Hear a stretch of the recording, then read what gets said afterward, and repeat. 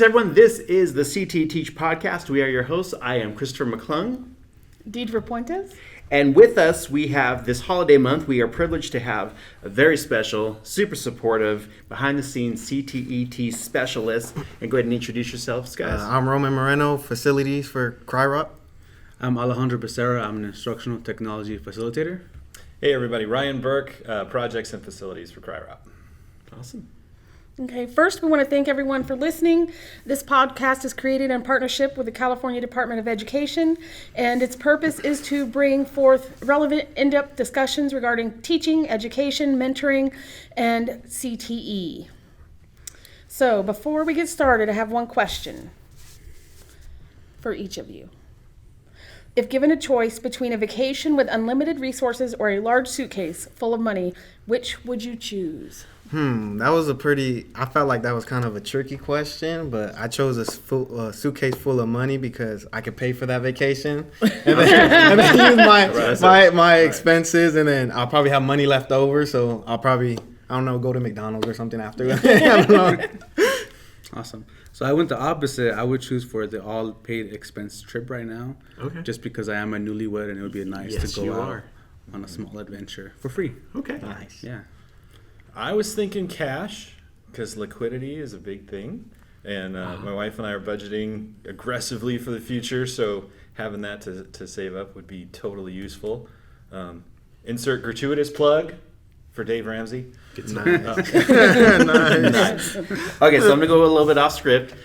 This is the holiday of giving, and as some of you know, we've been doing Secret Santas here in the office. And so my Secret Santa gift today was very unexpected, and because it is the holiday and it is the season of giving, I'm going to share my gift with you guys and wanted to see if you guys wanted to partake in it. And what I got today was a bag of whole roasted Texas barbecue crickets. Yes! Oh, man. Would anybody want to try I'm full on. I'll do it. Totally. Yeah. a cricket? Where do you feel like we're on Fear Factor right now? And here's the thing, they look like crickets. So go ahead and grab. You don't have to take it. This is totally. Don't let it jump. Woo! That smells something else. It smells like a I bug. need to do it, Roman. Yeah, I'll do it. Eat the cricket, dude. Right now or all at once? Well, you don't want to save it in your pocket. It might come back to life. It's been roasted. Oh, you got a big one. Yeah, I got you got two. You gotta I eat got two. two. I got two. That's a big one. That's the way that goes. Oh, That's what you wanted 6 on your grams. Secret Santa. This is what you wanted. The question was snacks, and I put used deodorant flakes. Oh my god. I got this instead. Deidra? No. Let me work Thank you. She's like, no, I will not. Okay. All right. If you guys are doing it, I have to do it. You must. Oh my goodness. I mean, they're And you don't have roasted. They're a roasted. thing to wash it down either. This is worse than getting on the scariest roller coaster right now for me. Where These do are you packed buy with this? protein. My Secret Santa gave it to me. As you can see, I have not looked at it once while it's been in my hands. That smell is I am horrendous. not going to look at it. It's a little nutty. I'm going to pretend it's just a tiny barbecue chip. That's what it is. Are we ready? Like from Yeah. Yeah. Count of 3. 1, 2, 3. Is it good? You didn't even touch it. I didn't do it. Wow. It's fine. It's like It tastes like it's a crispy barbecue flavor. yeah, like a barbecue There's, layer. there's a slight nutty thing. Oh my goodness. Okay, if it was not, if good. you weren't Really? aware, Go. just do it. Chew it up. If you weren't aware it was an insect, Don't tell me it's an insect. if you weren't aware, Yeah, it it was tastes a like a chip. ground crawling exoskeletal bug. Oh my god. Yeah, just my mindset was. I can say I've done that. So, And we're moving on.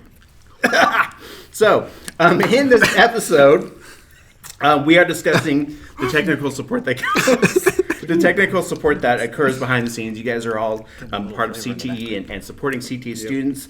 I personally happen to know that you guys are doing everything to support computer labs. You're doing auto construction shops. You guys are working even to help a fully supported production studio.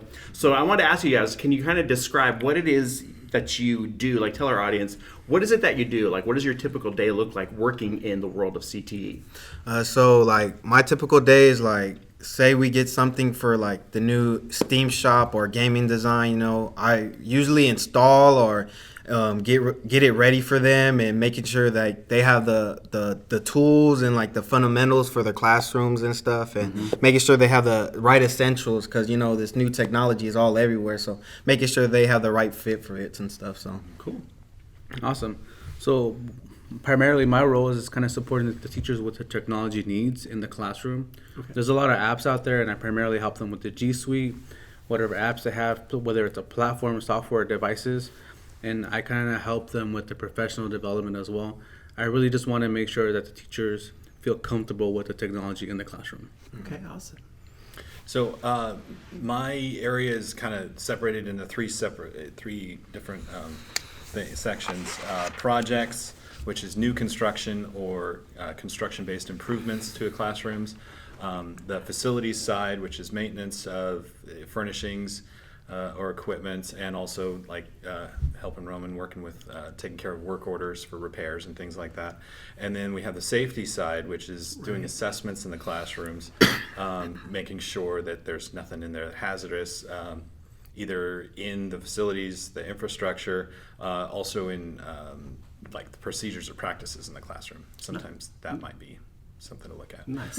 We also do a little bit of disaster preparedness. Cool, very cool. And so how did you guys get involved in like just being in the world of education, most specifically like CTE in general? Probably when I was in high school at Citrus Valley, I saw there was a program for after high schoolers for WIOA, but now it's called Generation Go. Okay. And that's how I met Miss Erica and stuff, and there was an opportunity to become a sub here, and so I was a sub for about like 3 years, and I saw how you guys were devoted to your students and stuff, and that's how, I love that, because that's putting the next generation up and stuff. So that's what I wanted to really get involved in, that even if it was a little thing, just like as facilities and stuff. I'm not really interacting with the students, but I see what goes into it and stuff, so that's what helped me or love. So I started last year at Fontana Unified School District. I was an instructional tech over there right out of college. So I really had a great opportunity to work with teachers over there, a lot with Office 365 products. But coming here, it was just an opportunity for me to take and to learn the new applications and new technology. Okay. So, yeah. Cool. Right. I come from private industry, manufacturing and construction. So I had 18 years of experience in those two, and I was looking for a change a few years back. And when this came up, the project analyst, that's the title I wear, but covers. So many titles. But it looked like it fit the skills that I'd acquired in all of those pretty well. And my son was already in school, and we were doing the whole STEM thing with him, and so it really felt like we were enthusiastic about that part of it, and so I felt like this would be really fulfilling, because we were so jazzed about that part of what he was learning, and I'd love to be able to be a part of that. So I applied, and hooray! Yeah, that's cool. Yeah, it's neat about being in education is like every day is spent pouring into somebody else. Yeah, that's really cool. Okay. So with the roles that you have in CTE, how do you think they're unique compared to a K-12 district? So what would be the differences between working for a CTE specific organization and a general K-12? So I can start with that. When I worked at Fontana Unified, they had a wide range of applications and technologies for all the grades, but it kind of worked there. When you come over here, it's a more specialized in a sense that we have a wide range of grades, but we have a wide range of classes and courses and industries. So it just changes and it becomes more specific. An example that I have here would be, we have an ASL class, and we use a particular platform called GoReact that is basically a video-based platform. And then we also have Yo-Yo Games that we use specifically for a video game design class right now. Nice. So, yeah. It's different in that aspect. It's more specific. Yeah. And just to piggyback off him, like you say, like we have an ASL class, like America's Sign Language and stuff, and just to see how the kids react and to that, and just the wide range instead of the K-12. We have. I'm not saying we're better than the K-12 because obviously not, but just like I feel like we offer a little bit more in a sense, and that's what makes it special. So So organizational wise. Because we operate within partner districts, there's a lot of communication that has to happen in my position to let them know what we're doing in their classrooms or if there's an issue, and try and coordinate with them for the repairs. Sometimes they will do the work and sometimes we'll do the work, but everybody's got to be in the know on that. So that adds a little bit of complexity for that. But I would say probably because of like what you said, the specialization, the range of equipments, and the level of technology that we have in each of our classrooms, it requires a lot of upkeep, a lot of things, a lot of effort to keep up. We've got auto shops with 15-ton lifts, vehicle lifts, and medical classrooms with sphygmomanometers and random stuff like that, and like steam classrooms with CNC mills, and we need to know how those function, and to make sure they keep up and running, and make sure they do their maintenance cycles if they have anything like that. So maintain all the equipment and everything, and that's a lot of work, a lot of overhead. Definitely. So speaking of which, what are some of the most unique things you think you've come across in CTE? And again, it doesn't have to necessarily be here specifically, but just in general, like what's some of the unique stuff you guys have encountered? Probably like just opening a brand new classroom, like a STEAM shop.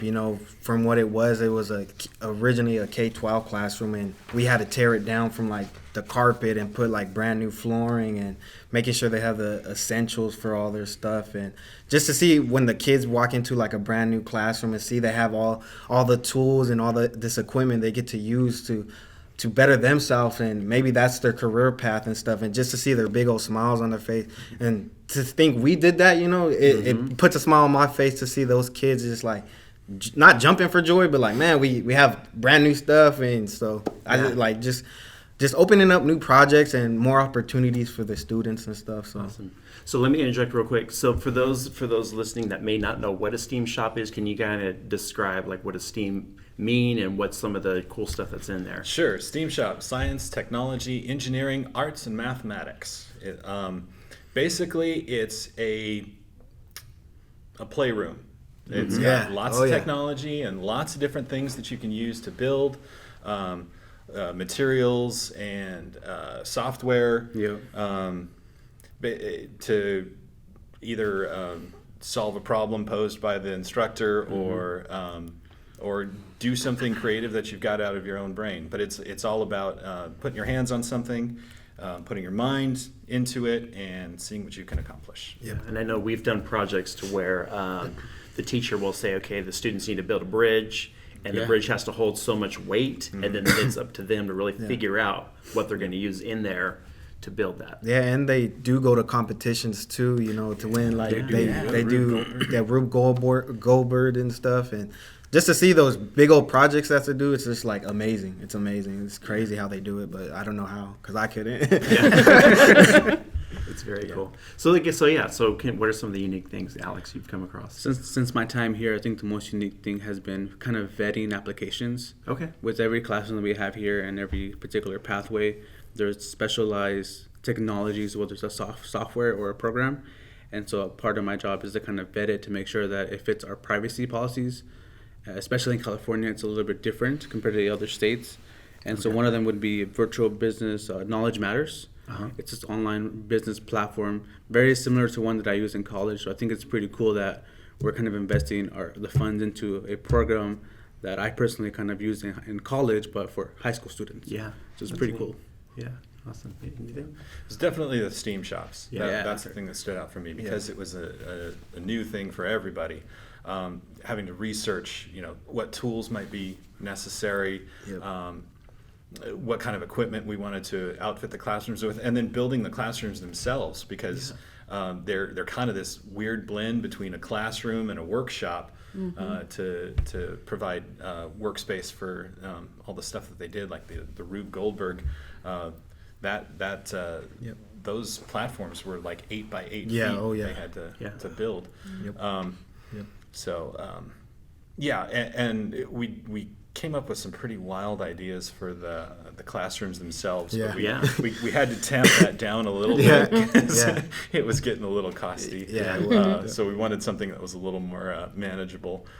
in the end. But I think it was really fun to see all of the stuff in place, like 3D printers. I mentioned the CNC mills before, laser etchers, sewing machines, the little Raspberry Pi. We had some of those. Arduino, those are awesome. Programmable things.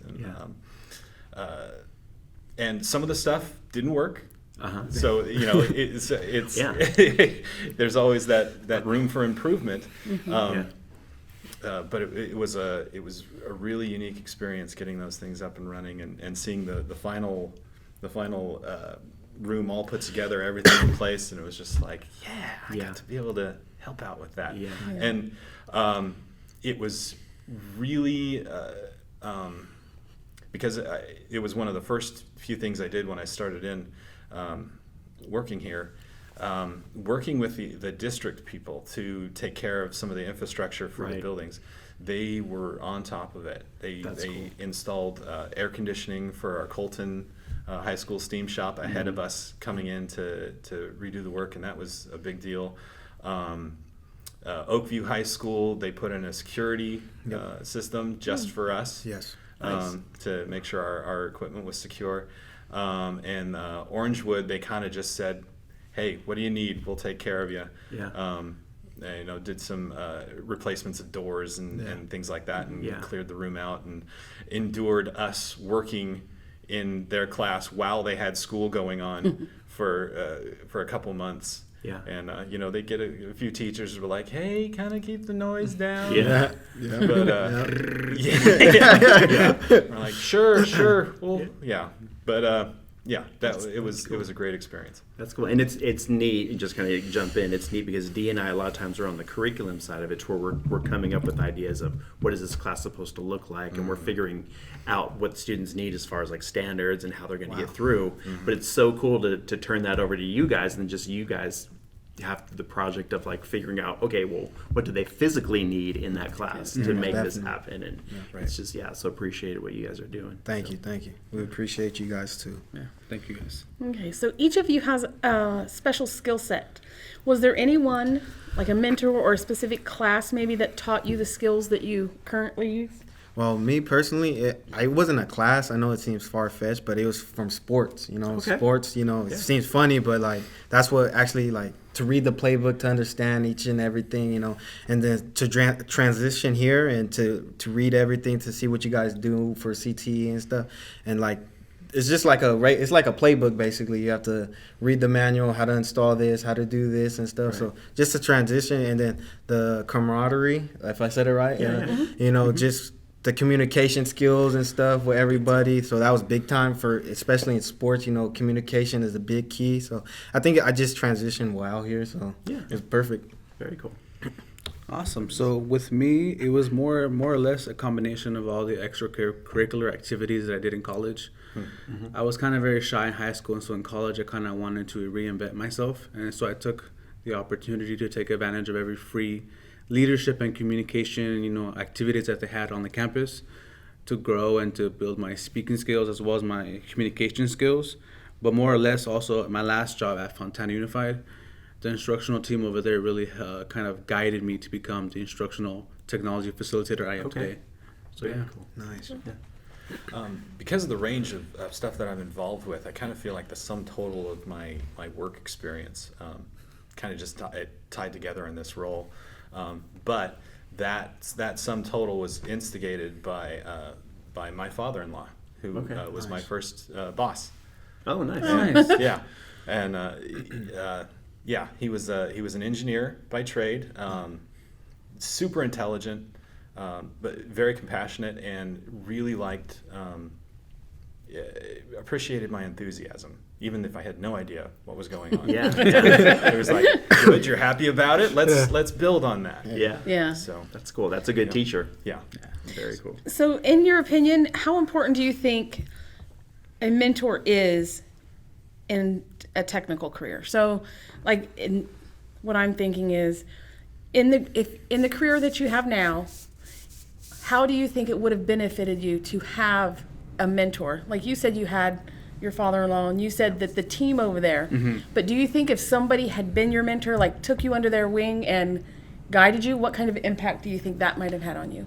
Oh, I think it would have made a huge impact. I mean, I probably would have learned a lot more faster than what I know now. Like, I think Ryan's my mentor right now, as he taught me so much when he came in. You know, I only knew a few stuff, and then when he came in, he was like, "Hey, Roman," he kind of grabbed me on the under his wing, and I was like, I'm very appreciative of that. So you know, he's like, "Hey, you know, I'm gonna teach you step by step," you know, and then now he can just send me off and be like, "All right, Roman's got this," you know. So that's cool. For sure. Very cool. Yeah, I would say Roman has far superior emotional intelligence compared to me. So he connects with people on a level that it's not natural for me to do. Yeah. And I really appreciate that, and I do my best to take advantage of it as much as I possibly can. Yeah. I've only seen you not smile once. Yeah. And the one time was when we had your baby shower, and you're like, oh. Yeah. Very cool. So with me, I do agree that a mentor was a big part of where I am today. Okay. During college, I was looking for a mentor, so I did join an organization to kind of find mentors in that. But ultimately, none of them really were going in the same path that I was going to. So it wasn't until graduate school where I found another mentor who looked like me, in my opinion. So looking at him, I was like, wait, I can get there. And so he was really a key component to getting me where I am today, as well as the team over there at Fontana Unified. They were all my mentors in terms of how to properly train other staff on how to use technology. Nice. Yeah. Very cool. And then so in each of our podcasts, we like to do what we call a mentor shout out. Mm-hmm. So this is your opportunity just to recognize anybody who's impacted your life. It could be a mentor on the job. It could be just a family friend, somebody personal. But we'll start with you, Roman, and go around the horn. So I have 3. I'm sorry to interrupt. I'm excited. He's excited. And I always give recognition when recognition is due. You know, so I think Miss Erica is a big shout out. Ryan and my wife's a big mentor, and all 3 of those people have a big impact in my life. So very cool. Very cool. Good. Very welcome. So I wanted to shout out my former ITS team at Fontana Unified. It composes of Jose, Luis, Heidi, Will, Rafi, Rigo, and Edgar. Some of them have left already, but they were always the core team that kind of helped me throughout my time over there. My father-in-law, Gilbert Payton, you are the consummate Renaissance man, and I love you very much. I also want to say thank you to my high school physics teacher, John Arner, who encouraged us to build catapults so we could pelt him with water balloons. Nice. Yeah, he stood there. He sat there in a chair, and it was our duty to hit him with as many water balloons as we possibly could. And the more we got, the higher our grade was. For nice. That's cool. That's a great awesome. assignment. So last question. What words of wisdom would you give to maybe a student or anybody who's thinking about getting into some sort of technical career? Maybe not specifically has to be CTE education, but just technical career, or a student, anybody like that. What would you say to them? I have this quote that I always stuck with ever since I was little. So it goes like this: yesterday's gone, today's today, tomorrow's never promised. So what are you going to do with your today? I'll leave it off with that. Nice. Gotcha. So you said a quote? It doesn't have to be quote. Just what words of wisdom? Just kind of don't go at it alone. Make sure you build your network. Networking is key nowadays. So build your network. Make sure it's the right network, and continue on. Okay. Yeah. Get close to the area that you want to learn. Yeah. That means find somebody in that field, somebody who you can ask questions of, who's going to respond. Most people in the technical fields, they want to share their stuff. They want to talk about it and interact, and they're enthusiastic about that. Yeah. And so find somebody like that and ask questions. Yeah, and don't give up either. Like if that's your profession, you feel like you want to do that. It might be scary at first, but really don't give up, because if you give up, then that just brings a downside. And in your heart, you really wanted to do that, so just go full throttle with that. So. I got one more thing. No, go ahead. One thing that I learned in Fontana was it was that That's that quote that Michael Scott says from The Office. You miss 100% of the shots you don't take. For this position in particular, I didn't think I had what it takes to get to this level. Yeah. But I made sure that I was going to shoot my shot, and here I am now. So. Yeah. Exactly. Nice. I was going to say, practice ambition. Yes, even that's if a you good don't one. have it, even if you're not super driven, pretend like you are. Yes. And give it a try. Yes. Just give it a try. That's exactly it. Yeah. Awesome. Well, thank you. I'm not going to lie. I think I had a leg or a wing stuck in my teeth the whole time we're doing this. I still taste There's it. flavor. Essence. There's a flavor thing going on in the It back of my does. throat. It definitely hangs It's on. lingering. It's like Yes. a claw hanging Yes. on. Like, I'm not going now. Yeah. All right. Well, thank you so much for watching. Thank you so much for listening to the CTE Teach podcast. Hope you've enjoyed your time with us as much as we have with you. Next month, we are busting the myths of career technical education. And if you'd like to submit a question that our panelists can discuss, please feel free to email us at cteteach@cryrap.org. And you can also join in today's conversation by leaving a comment below. We also invite you to follow us on Twitter at CTE_teach. And if you subscribe on YouTube, we're at CTE Teach. And you can also find us on multiple podcast stations, also at CTE Teach. So that was a mouthful. Every month, we close with a quote. And this month, we're closing with a Fred Rogers quote, which if you've not seen, It's a Beautiful Day in the Neighborhood. It is a beautiful movie. Nice. Love it. So this month's quote by Mr. Fred Rogers is, if you could only sense how important you are to the lives of those you meet, how important you are to the people you may never even dream of, there is something of yourself that you leave at every meeting with another person. Thanks for watching and listening. Nice. Bye. Bye.